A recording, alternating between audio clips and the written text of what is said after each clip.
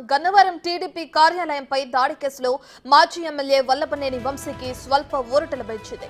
ఈ నెల 20 వరకు ఎలాంటి తొందరపాటు చర్యలు తీసుకోవద్దని ఏపీ హైకోర్టు ఆదేశించింది. అలాగే కౌంటర్ దాఖలు చేయాలని ప్రభుత్వానికి కూడా సూచించింది.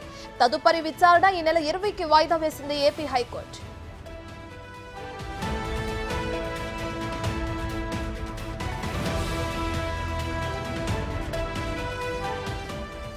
గత వైసీపీ ప్రభుత్వంలో గన్నవరం టీడీపీ కార్యాలయంపై దాడి కేసులో ఎమ్మెల్యే వల్లభనేని వంశీకి కోర్టు 20వ తారీఖు వరకు వాయిదా వేసింది. అయితే దీనికి సంబంధించి మరింత సమాచారాన్ని మా ప్రతినిధి శివ అందిస్తారు. రైట్ శివ, దీనికి సంబంధించి అటు ప్రభుత్వాన్ని కూడా కౌంటర్ దాఖలు చేయాలని కోర్టు సూచించడం మనం చూస్తున్నాం. పూర్తి డీటెయిల్స్ ఏంటి?